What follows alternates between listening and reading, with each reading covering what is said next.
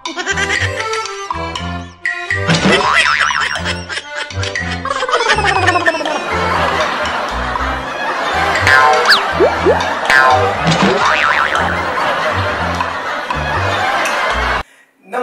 मंडळी, कशा आहात? मजेत ना? अहो असणारच का नाही, कारण तुमच्यासाठी घेऊन आलाय तुमचा जेपी. पुन्हा करत नाही तुमच्याबरोबर टीपी, कारण लवकरात लवकर आपण आता बघू आपला बीपी म्हणजेच आपला बिस्किट पुडा शो. तर मित्रांनो, विषय काय झालाय माहितीये का? प्रत्येक वेळेस आपले चिंगे आणि चिंगी आपल्याला काहीतरी वेगळं करून दाखवतात. पण आज काय झालंय माहितीये का? चिंगीचा झालाय ब्रेकअप. त्याच्यामुळे चिंगी का नाही घरी जाण्यासाठी बस स्टॉपवर बसली आणि आपला हा चिंग्या तिथंच बसलाय. ते काय माहितीये का? खेळत आपलं.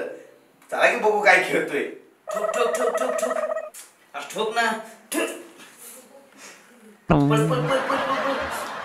आली बघ आली बघ आली बघ आली बघ आली बघ आली बघ आली बघ. ठोक ठोक ठोक ठोक ठोक की ठोक ठोक ठोक ठोक. धर धर धर धर. आली बघ आली बघ आली बघ. काढ काढ काढ काढ. ठोक ठोक ना ठोक ना. काय चाललंय रे? ठोक ठोक ठोक ठोक. इथं माझे ठोके वाढायला लागले. हो, तुम्ही मला ओळखता? नाही. मी तुम्हाला ओळखतो? नाही. मग गप्प बसा ना, बसची वाट बघत. उगाच कशाला ठोके वाढवून घेताय? आली बघ आली बघ आली बघ. घाल घाल घाल घाल. अरे पुढे नको, मागून घाल. घाल मागून. अरे मागून घाल ना. अरे दिसल तुझं. तू दिसला तर चालेल, पण तुझी बंदूक नाही दिसली पाहिजे. घाल घाल. अरे घाल ना. घाल घाल घाल घाल. अशी उघडली पाहिजे ना. घाल घाल घाल घाल घाल घाल घाल घाल. काय चाललंय हे? घाल घाल घाल. मागून घाल, पुढून घाल, बंदूक लपव. इथं मी औषध पहिल्यांदाच रात्रीचा प्रवास करते. Okay, sorry sorry sorry sorry. तुम्ही हे पाणी घ्या. पण तुम्ही एकट्याच्या एवढ्या अंधारात प्रवास का करताय? माझ्या बॉयफ्रेंडने मला धोका दिला म्हणून मी घरी चालले. कस काय? तो ना त्या पिंकी सोबत जंगल में मंगल पिक्चर बघायला गेला होता. हा? मग तुम्ही पिक्चर नाही का केलाय त्याचा? नाही, पाहिला तो पिक्चर मी ऑलरेडी 3दा पाहिला होता. सम्यासोबत, रम्यासोबत आणि गण्यासोबत. काय? म्हणजे तुम्ही 3दा बघितलेला चालतोय आणि त्याने एकदा पिंकी सोबत बघितल्याचा चालत नाही बे? मला 3 सोबत अजूनही फिरते. त्याला कुठे कळू दिले? मग त्याने का कळू दिलं त्याचं? कुठला ना माझं दिल राव. हाय ना, हिचं गणितच वेगळी. हॅलो. अरे ऑफ का गेलास तू? तुम्ही ठोकलं ना आपल्याला. अरे ठोकू दे. माझी ठोकायची वेळ आली आता. इथंच माझ्या शेजारी ना एक सुंदर मुलगी बसली आणि ते तिचं ब्रेकअप झाले. काय? मग आज बंदूक सर्व्हिसिंग करून घेतोयस काय? अरे ते पण. काय झालं? माझ्या गर्लफ्रेंडवर डाऊट यायला लागला आता. अरे सगळ्या मुली माझ्यासारखे नसतात. बाहेर चाललेलं लफडं लपवणं इतकं सोपं नसतं. छे छे, आपण धोका नाही देऊ शकत कोणाला.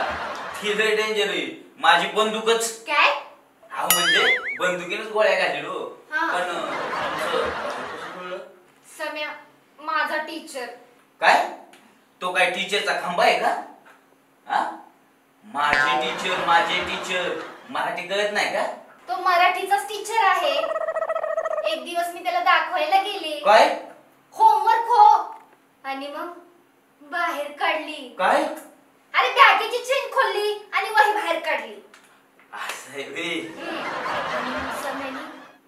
सम्यानी माझं बघितलं आणि जसं माझं बघितलं तसं त्याचं उठलं.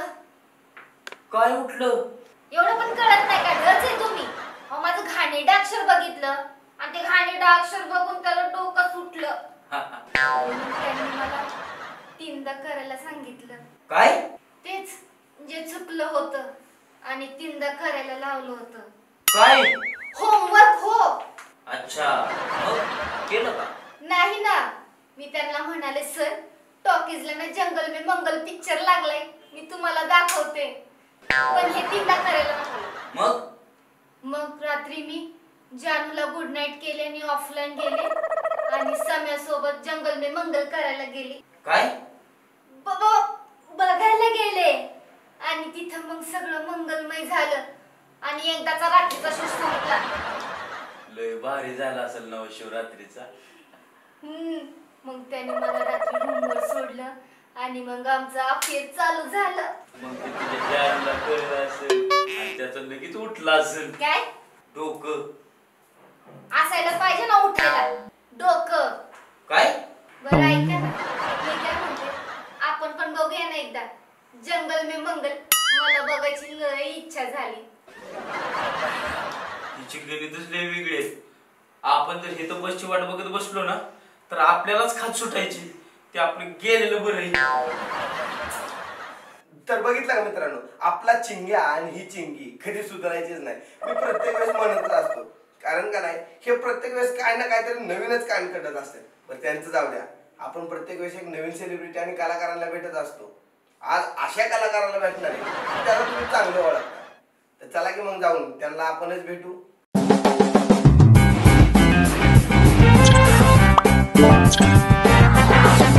नमस्कार मित्रांनो, बीपी शो मध्ये तुमचं सहर्ष स्वागत आहे.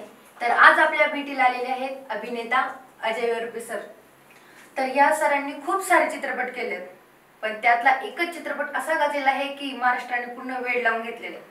तर तो चित्रपट आहे वन टास. तर सर, वन टास चित्रपटाबद्दल तुम्ही आमच्या प्रेक्षकांना काय सांगू इच्छिता? नमस्कार, मी अजय वरपे. खरं तर वन टास चित्रपट हा माझ्या आयुष्यातील एक खूप मोठा क्षण होता. पण त्याआधी मी एका IT कंपनीमध्ये TCS मध्ये जॉबला होतो. तर IT कंपनीमध्ये जॉबला असताना सॅटर्डे संडे सुट्टी होती आणि त्या दिग्दर्शकांनी माझा फोटो फेसबुकला बघितला होता. तर त्यांनी मला पर्सनली कॉन्टॅक्ट केलं आणि म्हटले असं असं चित्रपट आम्ही करतोय, तर तुला यायला जमेल का ऑडिशनला. तर मी पुण्यावरून शनिवार रविवार सुट्टी असल्यामुळं अकलूजला गेलो. म्हणजे मला चित्रपटाबद्दल जास्त काही माहीत नव्हतं, पण ऑडिशन कशी द्यायची काय ह्या गोष्टी मला बेसिकली माहिती होत्या. तर तिथं त्यांनी माझं लुक टेस्ट वगैरे केलं, त्यांना लुक आवडला. त्याच्यानंतर त्यांनी माझी ऑडिशन घेतली. ऑडिशनचे मी बरेचसे व्हिडिओ, म्हणजे दिलेली नव्हती कधी, पण बरेचसे व्हिडिओ बघितले होते यूट्यूबला वगैरे. तर ऑडिशन वगैरे झाली आणि त्याच्यानंतर 10-1 दिवसांनी त्यांनी मला सांगितलं की तुझं ॲज अ लीड म्हणून आम्ही सिलेक्शन करतोय. तर सर, वन टास चित्रपटाच्या पहिले तुमची परिस्थिती एकदम हलाखीची होती. तर तुम्ही त्याबद्दल आमच्या प्रेक्षकांना काय सांगू इच्छिता? हालाकीची म्हणजे मी पहिल्यापासून सांगायचं जर म्हटलं की 2005-06 साली माझे आई वडील एक्सपायर झाले ॲक्सिडेंटमध्ये. त्याच्यानंतर आम्ही आमचं मूळ गाव सोडून आमच्या मामाकडे गेलो. मी, माझी मोठी बहीण आणि लहान भाऊ. तर आमच्या मामांनी आमचं सांभाळ केला. त्यानंतर मी पुण्यात 2009 साली मावशीकडे आलो. मावशीकडे 4 वर्ष राहिलो. पण 4 वर्ष मावशीकडे राहिल्यानंतर मला असं वाटलं की आता आपण आपल्या स्वतःच्या पायावरती उभं राहिलं पाहिजे. तर काय थोडेसे पैसे होते ते घेऊन मी माझ्या मित्रांसोबत एका चांगल्या रूममध्ये राहायला लागलो.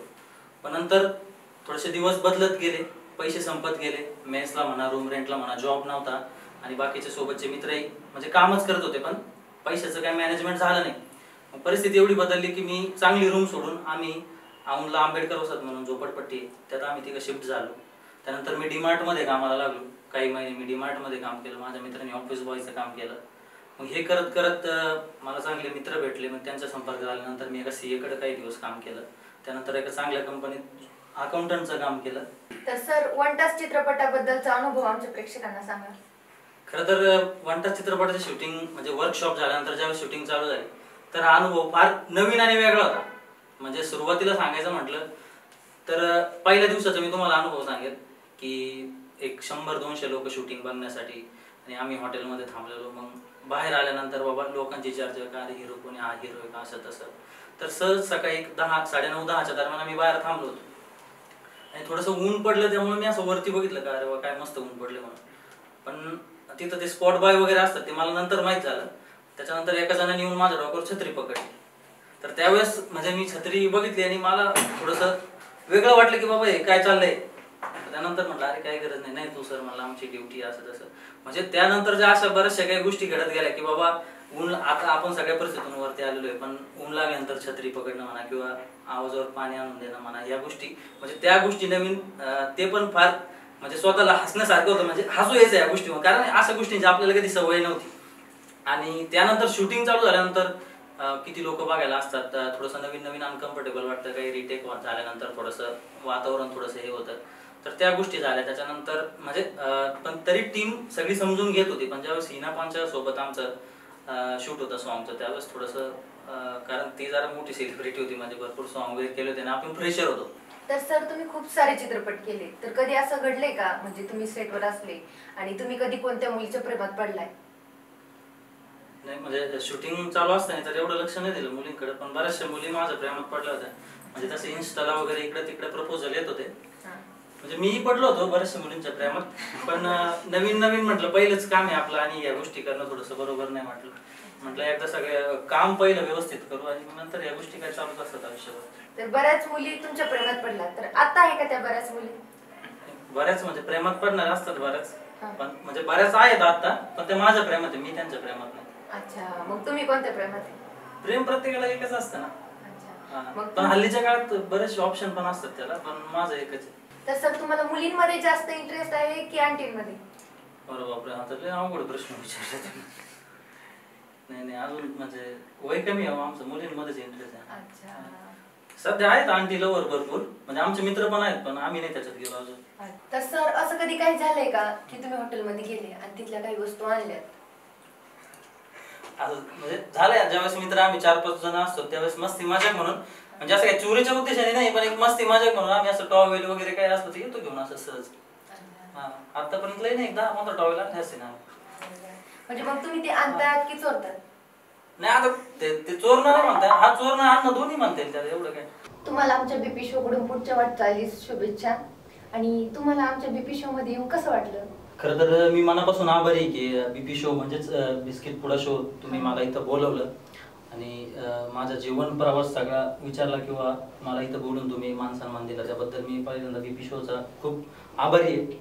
आणि खरं तर बीपी शो बद्दल बोलायचं म्हटलं तरी तर मला खूप चांगलं वाटतं, कारण हा एक असा शो आहे की या माध्यमातून एखाद्या व्यक्तीचा एका ठराविक लेवलला जाईपर्यंतचा त्याचा सगळा जीवन प्रवास, म्हणजे त्यात काही गांभीर्य गोष्टी असतील, त्याच्या खडतर गोष्टी असतील आणि एक त्याच्या आयुष्यातला एक तो खडतर प्रवास आणि दुसरा एक विनोदी म्हणजे त्याचा मित्र परिवार म्हणा किंवा प्रेम म्हणा किंवा या गोष्टींबद्दल म्हणजे एक खडतर आणि एक कॉमेडी थोडक्यात.